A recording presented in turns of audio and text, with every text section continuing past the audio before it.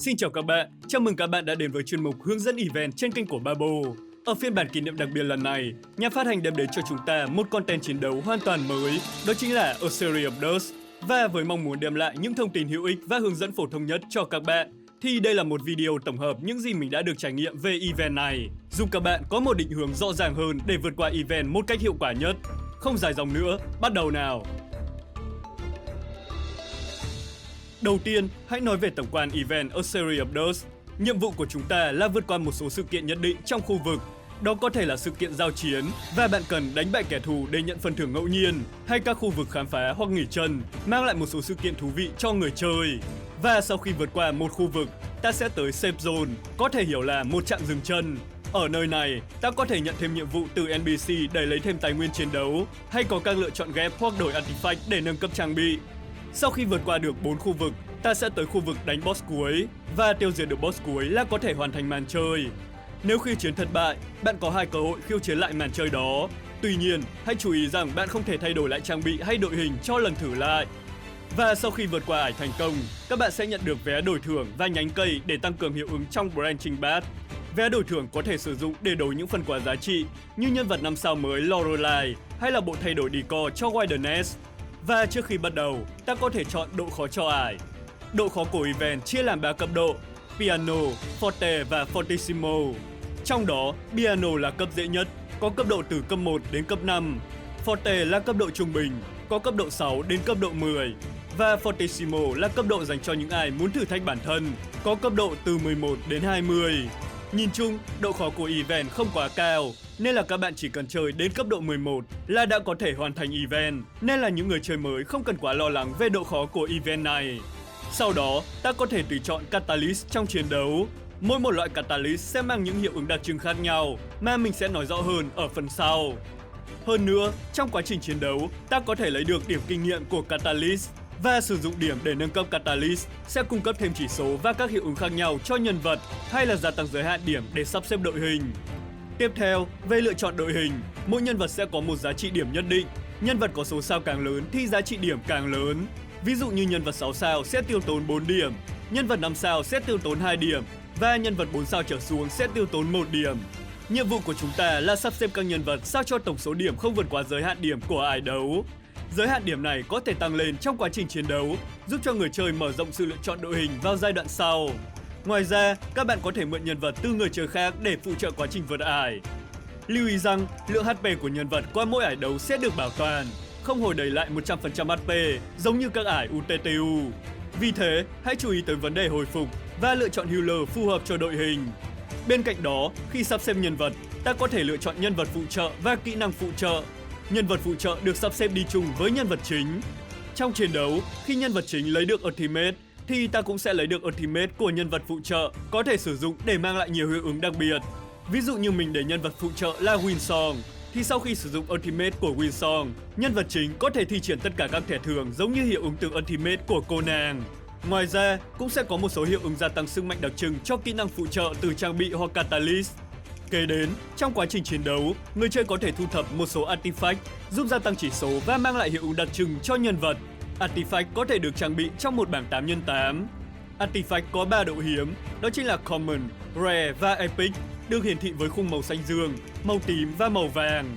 Trong đó, Common với khung màu xanh dương là loại artifact phổ biến nhất. Rare với khung màu tím là những loại artifact hiếm hơn, với nhiều hiệu ứng cao cấp hơn. Và Epic với khung màu vàng là những loại hiếm nhất, mang lại nhiều hiệu ứng giá trị. Các artifact được chia thành 5 loại và 8 nhãn. Mỗi loại và nhãn sẽ cung cấp một dòng hiệu ứng khác nhau. 5 loại đó là Accessory, Curio, Weapon, Medication và Dix. Còn 8 nhãn là Support, Ritual, Craft, Symphony, Resonance, Abundance, Extraction và Vortex. Một artifact có thể thuộc một loại và có nhiều nhãn. Ví dụ như trang bị Vortex Coils thuộc loại Accessory nhưng có 2 nhãn là Vortex và Craft. Các nhãn của trang bị đề cập đến những dòng hiệu ứng đặc trưng như sau. Nhãn Support hướng tới lối chơi sử dụng thẻ kỹ năng của nhân vật phụ trợ. Nhãn Craft hướng tới việc sử dụng kỹ năng tấn công thường 2 sao hay 3 sao. Nhãn Ritual sẽ hướng tới lối chơi sử dụng Moxie và kỹ năng Ultimate. Nhãn Extraction thì dĩ nhiên là dành cho những nhân vật tương tác tốt với đòn đánh theo sau. Nhãn Vortex cung cấp nhiều hiệu ứng đặc trưng qua cộng dồn Dynamo và một số artifact sẽ cần dòng điện để kích hoạt. Nhãn Syntony hướng tới hiệu ứng phụ trợ Syntony, sử dụng nhiều thẻ giống nhau trong một hiệp để kích hoạt. Nhãn Resonance hướng tới hiệu ứng phụ trợ Resonance, sử dụng nhiều thẻ khác nhau trong cùng một hiệp để kích hoạt.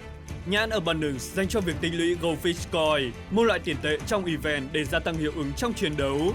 Nhìn chung, mỗi lối chơi sẽ hướng tới các loại artifact khác nhau, và thường thì ta sẽ sử dụng những artifact có chung nhãn để cho ra hiệu quả cao nhất. Bên cạnh đó, artifact có thể trang bị thêm đĩa mềm để nâng cấp hiệu ứng cho trang bị. Mỗi một nhãn sẽ có một loại đĩa mềm khác nhau, có tổng cộng 16 loại đĩa mềm tương ứng với 8 nhãn và 2 độ hiếm. Khi lắp đĩa mềm cho artifact, hãy chú ý đến nhãn của artifact đó. Ta cần lắp đúng nhãn của đĩa mềm với nhãn của artifact mới có thể cường hóa hiệu ứng của trang bị. Nếu nhãn của đĩa mềm khác với nhãn của trang bị thì sẽ không có tác dụng. Hơn nữa, một số artifact có thể tương tác với nhau khi đặt cạnh nhau. Ví dụ như một số trang bị thuộc nhãn Vortex thì cần dòng điện để kích hoạt. Khi này, ta sẽ cần trang bị One Day Winder hoặc là Seven Day Winder để cung cấp dòng điện cho artifact. Ngoài ra, ta có thể kết hợp các artifact với nhau để đổi một artifact khác có sức mạnh lớn hơn. Việc kết hợp các artifact có thể được thực hiện trong safe zone. Và đó là tổng quan về event này. Bây giờ, hãy cùng mình đi vào hướng dẫn chi tiết một số vấn đề cụ thể trong event. Đầu tiên, như ta đã biết, sau khi hoàn thành ải đấu, ta sẽ nhận được một số điểm nhánh cây để nâng cấp hiệu ứng trong Branching Path. Một số sự kiện mới hoặc catalyst mới sẽ được mở khi bạn nâng cấp nhánh cây này. Hơn nữa, nhánh cây gia tăng chỉ số rất đáng kể cho đội hình trong event, nên việc nâng cấp nhánh cây là vô cùng quan trọng để có thêm sức mạnh vượt qua những độ khó cao hơn. Thế nhưng, trong giai đoạn đầu, số điểm để nâng cấp còn hạn chế, nên các bạn có thể tham khảo phương án ưu tiên nâng cấp như sau.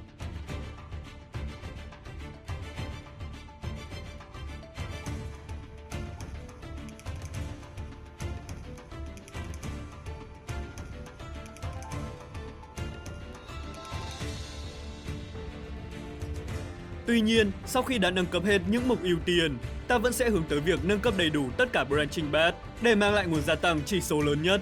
Kể đến, hãy cùng mình tìm hiểu một chút về hiệu ứng phụ trợ Syntony và Resonance. Khi mở nhánh cây What is Illuminated trong Branching Path, ta có thể nhận thêm hai hiệu ứng phụ trợ này trong chiến đấu. Nếu ta thi triển hai hoặc nhiều kỹ năng giống nhau, thì ta sẽ nhận được hiệu ứng Syntony, gia tăng chỉ số tương ứng với loại kỹ năng đó. Còn nếu như ta thi triển hai hoặc nhiều kỹ năng khác nhau, thì sẽ nhận được hiệu ứng Resonance, gia tăng chỉ số tấn công và phòng thủ cho đội hình. Syntony và Resonance có thể gia tăng cấp độ nhờ hiệu ứng của một số trang bị đặc trưng. Bên cạnh đó, Catalyst liên quan tới hai hiệu ứng là Wisdom of Unison và Symphony of Synergy, cùng với các loại artifact liên quan chỉ được mở khóa khi bạn nâng cấp What is Illuminated. Nhìn chung, đây là hai hiệu ứng quan trọng với điều kiện kích hoạt dễ dàng, mang lại nhiều hiệu quả gia tăng sát thương mạnh mẽ, nên các bạn có thể nâng cấp sớm nhánh cây này. Kể đến, hãy cùng mình tìm hiểu về Catalyst và một số lối chơi cũng như xây dựng đội hình. Chúng ta sẽ có 9 loại Catalyst tất cả, mỗi loại sẽ mang một hiệu ứng đặc trưng khác nhau. Có thể hiểu đơn giản, nó giống như tuning trong các ải đấu thông thường. Và điểm để sử dụng cho Catalyst là Stimulus, với giới hạn điểm là Max Stimulus. Catalyst thứ nhất là Pomegranate Heart. Đây là sự lựa chọn phổ thông và an toàn, hướng tới các hiệu ứng gia tăng khả năng hồi phục, thích hợp để người chơi làm quen với event. Catalyst cung cấp một trang bị gia tăng khả năng hồi phục cho đội hình.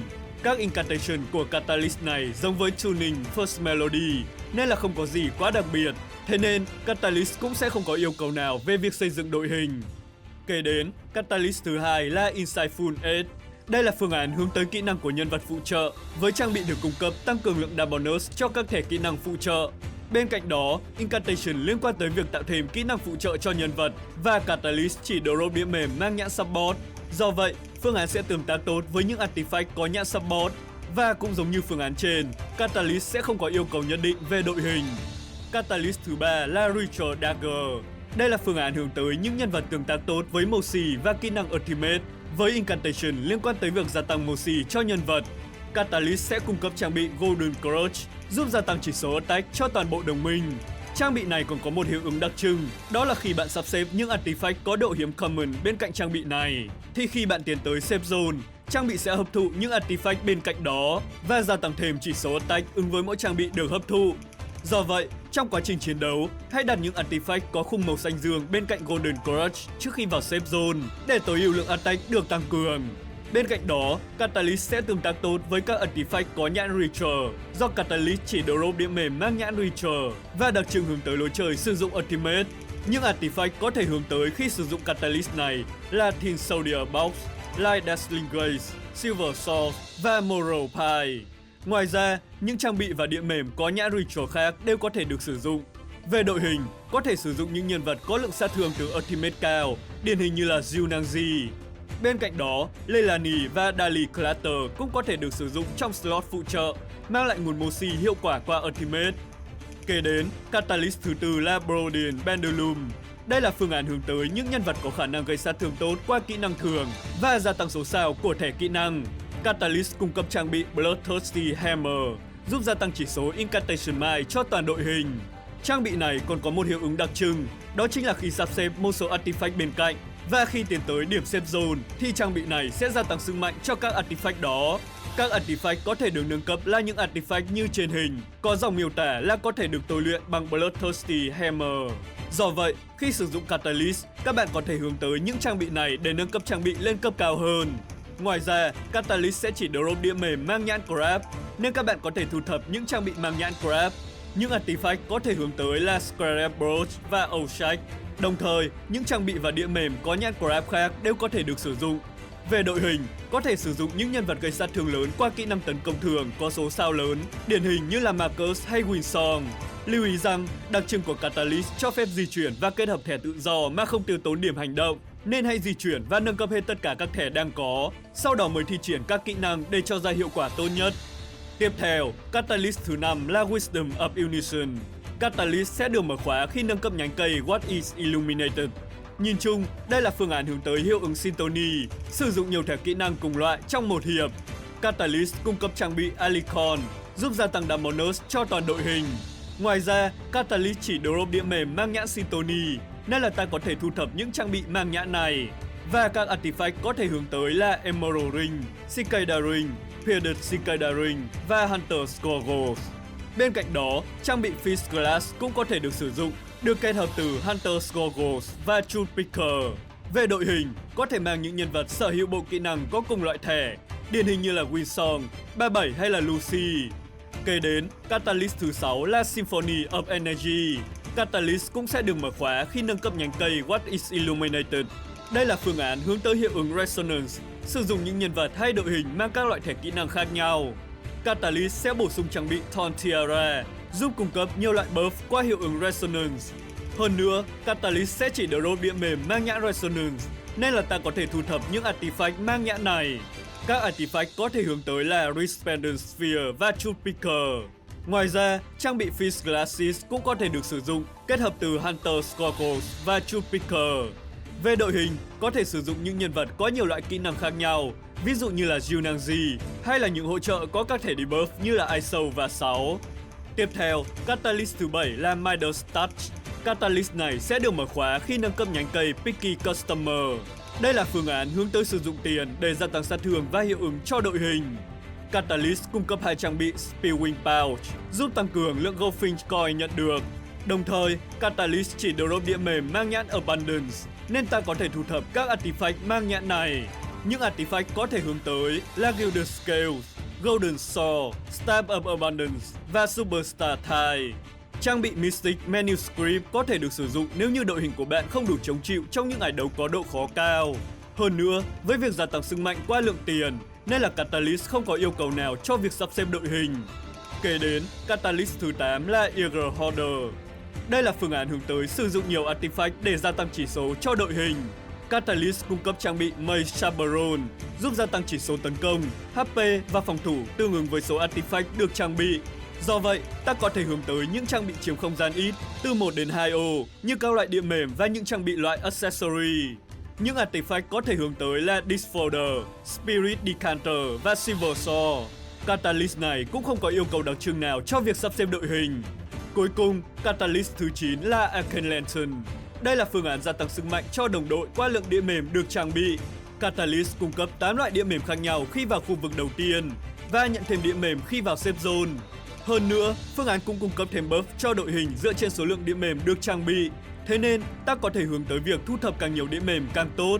Và các trang bị có thể hướng tới là Disfolder, Spirit Decanter và Silver Sword. Nhìn chung, Catalyst cũng không có yêu cầu nào về đội hình. Tuy nhiên, Incantation của Catalyst sẽ cung cấp kỹ năng của nhân vật phụ trợ dựa trên số lượng đĩa, nên là hãy lựa chọn kỹ năng phụ trợ có hiệu ứng tốt để tối ưu Catalyst. Và đó là tổng quan về lối chơi và xây dựng đội hình của Catalyst trong event. Nhìn chung, theo ý kiến cá nhân mình, thì những Catalyst dễ sử dụng mà vẫn đem lại hiệu quả tốt, đó chính là Midas Touch, Arcane Lantern, Ritual Dagger, Protean Pendulum và Wisdom of Unison. Các bạn có thể sử dụng những Catalyst này để có được một trải nghiệm dễ dàng hơn trong chiến đấu. Bên cạnh đó, còn có một số hiệu ứng thú vị không xuất hiện trong những Catalyst mà mình sẽ đề cập ngay sau đây. Trước tiên, đó chính là những trang bị mang nhãn Vortex. Các trang bị này hướng tới việc sử dụng cộng dồn Dynamo để cung cấp hiệu ứng. Một số trang bị đặc trưng sẽ yêu cầu năng lượng điện để kích hoạt. Ví dụ như Lighting Converter thì cần 2 năng lượng, hay là Premium Mill Chainsaw thì cần tới 3 năng lượng. Trong đó, có 2 trang bị dùng để cung cấp năng lượng, đó chính là One Day Winder cho 1 điểm năng lượng và 7 Day Winder cho 2 điểm năng lượng. Khi đặt 2 artifact này cạnh những artifact cần đến năng lượng thì sẽ kích hoạt một số hiệu ứng đặc trưng. Nhìn chung, những trang bị mang nhãn Vortex đem lại nhiều loại buff khác nhau, điển hình như các hiệu ứng gia tăng sát thương Genesis Dam. Do vậy, trang bị sẽ phù hợp khi đội hình của bạn có những nhân vật gây sát thương Genesis Dam tốt, ví dụ như là 37. Khi này, artifact có thể hướng tới là Vortex Coil hoặc là Kaleidoscope Projector và các loại đĩa mềm có nhãn Vortex khác. Còn về các artifact mang nhãn Extraction thì đương nhiên là các trang bị hướng tới việc tăng cường sức mạnh cho đòn đánh theo sau. Vì thế, những trang bị loại này có thể thu thập khi đội hình của bạn có những nhân vật gây sát thương tốt qua đòn đánh theo sau, điển hình như là 37, Winsong hay là Yunangji. Lúc này, những artifact có thể hướng tới là Hunter's Telescope, Serpent Arrow, Life Insurance Policy, cùng những artifact và những đĩa mềm khác có nhãn Extraction. Bên cạnh đó, nếu bạn may mắn nhận được trang bị Noisy Magazine thì có thể hướng tới bộ 3 khẩu dân chủ để trang bị, mang lại nguồn gia tăng sát thương tốt khi có hiệu ứng Bullet. Và đó là một số lối chơi mang lại hiệu quả trong event này. Các bạn cũng có thể sáng tạo và kết hợp những cách trang bị khác nhau để tăng cường độ tối ưu tùy thuộc vào đội hình của mình. Mình tin rằng khi đã nắm rõ được cơ chế hoạt động của những phương án trên thì các bạn có thể vượt qua event mà không gặp quá nhiều trở ngại. Thế nhưng, nếu như bạn là một người bận rộn, không thể dành quá nhiều thời gian để tìm hiểu về event, thì sau đây là một số phương án mì ăn liền mà mình cảm thấy dễ dàng và hiệu quả nhất. Các bạn có thể tham khảo. Đầu tiên là phương án sử dụng đĩa mềm, một lối chơi mấn não nhưng lại vô cùng hiệu quả. Catalyst được sử dụng là Arcane Lantern. Artifact hướng đến chính là Disforder, Spirit Decanter và Silver Saw và tất cả các loại đĩa mềm khác. Trong đó, Spirit Decanter và Silver Saw là 2 trang bị nên có càng nhiều càng tốt. Phương án sẽ hướng tới việc thu thập tất cả các thể loại đĩa mềm, nên khi chọn artifact trong quá trình vượt ải, các bạn có thể chỉ lấy đĩa mềm. Theo đó, Catalyst sẽ cung cấp một lượng lớn các loại buff hiệu ứng dựa trên số đĩa được trang bị. Hơn nữa, Spirit Decanter và Silver Saw sẽ gia tăng Ultimate Mine và Incantation Mine dựa trên số đĩa mà ta có. Và nếu như đội hình của bạn có những nhân vật gây sát thương qua đòn đánh thường, thì nên ưu tiên lấy Spirit Decanter. Còn nếu đội hình gây sát thương qua Ultimate, thì Silver Saw sẽ là sự lựa chọn được ưu tiên hơn. Nhưng theo mình, đây đều là những trang bị có độ hiếm cao, nên là các bạn cứ lấy cả 2 trang bị này nhiều nhất có thể. Bên cạnh đó, Disforder sẽ gia tăng khả năng nhận đĩa mềm và cho thêm đĩa mềm sau mỗi trận đấu. Thế nhưng, khi đã đến gần ải cuối cùng, ta sẽ không cần lắp artifact này nữa. Khi đó, ta có thể bỏ trang bị này ra ngoài và thay thế bằng những artifact khác để gia tăng hiệu ứng tốt hơn. Ngoài ra, các bạn có thể trang bị một số artifact phụ trợ khác thuộc loại accessory, mang lại nhiều hiệu ứng giá trị mà không tiêu tốn nhiều ô lắp đồ. Nhìn chung, đây là một phương án rất hiệu quả và dễ dàng, phù hợp cho những ai không muốn sử dụng quá nhiều neuron thần kinh để suy nghĩ cách vượt qua event này. Kế đến là phương án sử dụng các trang bị thuộc loại Medication. Catalyst có thể sử dụng tùy ý theo đội hình của bạn, nhưng theo mình, dễ dàng và hiệu quả nhất là Midas Touch. Phương án sẽ hướng tới việc lấy càng nhiều artifact loại Medication càng tốt, đó là tất cả các loại bình thuốc 2O như trên hình. Trong đó, Jungle Whisper là artifact nên có và có càng nhiều càng tốt. Ngoài ra, các bạn hoàn toàn có thể sử dụng thêm những trang bị khác để cung cấp thêm hiệu ứng phụ trợ cho đội hình. Cơ chế của phương án này chính là mỗi trang bị Medication sẽ cho một thẻ hiệu ứng đặc biệt vào đầu trận đấu. Sau đó, sử dụng tất cả các thẻ đặc biệt ở hiệp đầu tiên, cung cấp một lượng lớn hiệu ứng cho đội hình. Đồng thời, Jungle Whisper sẽ cung cấp thêm các buff ứng với mỗi thẻ đặc biệt được sử dụng. Từ đó, đội hình sẽ nhận được một lượng lớn hiệu ứng cũng như gia tăng chỉ số vô cùng lớn, giúp dứt điểm ván đấu ngay ở những hiệp đầu tiên. Theo mình, đây là một phương án hay và hiệu quả, phù hợp với những người chơi mới chưa có nhiều nhân vật mạnh mẽ trong tài khoản. Và còn có một phương án nữa khó thực hiện hơn một chút, nhưng đem lại nguồn sát thương rất lớn, đó chính là sử dụng các trang bị thuộc loại Weapon. Catalyst có thể sử dụng tùy ý theo đội hình. Và theo mình, phương án dễ dàng và hiệu quả nhất vẫn là Midas Touch. Phương án chỉ có thể thực hiện khi bạn may mắn lấy được trang bị Antique Sickle và lấy được càng nhiều càng tốt. Artifact có tác dụng gia tăng chỉ số Double Nurse ứng với mỗi trang bị thuộc loại weapon được đặt cạnh Artifact này. Do vậy, ta sẽ hướng đến việc thu thập thêm các Artifact loại weapon và đặt chúng cạnh nhau, sẽ đem lại một lượng gia tăng sát thương vô cùng mạnh mẽ. Phương án sẽ tối ưu nhất khi bạn lấy được hai món Antique Sickle. Khi đó, các trang bị được đặt cạnh hai món này sẽ gia tăng lượng cộng dồn lên gấp đôi, giúp tối ưu hiệu ứng vô cùng hiệu quả. Theo mình, đây là phương án khó triển khai hơn hai phương án trên, vì bạn cần may mắn lấy được càng nhiều Antique Sickle càng tốt. Thế nhưng, khi đã có đầy đủ trang bị, thì phương án sẽ mang lại hiệu quả vượt trội, nên các bạn cũng có thể tham khảo phương án này. Bên cạnh đó, mình cũng sẽ đưa ra một số mẹo nhỏ khác. Đầu tiên là một số artifact đặc trưng phù hợp với từng hoàn cảnh. Everhurt là artifact gia tăng sát thương Genesis Dam đáng kể, sẽ phù hợp khi đội hình của bạn có 37. Còn Ember Butterfly gia tăng sát thương khi kẻ địch có debuff burn, có thể thu thập khi đội hình của bạn có Ice Soul. Ngoài ra, khi lên độ khó cao và đội hình cần khả năng chống chịu tốt, thì Ship Model The Unicorn và Mystic Manuscript có thể cung cấp lượng giảm sát thương đáng kể.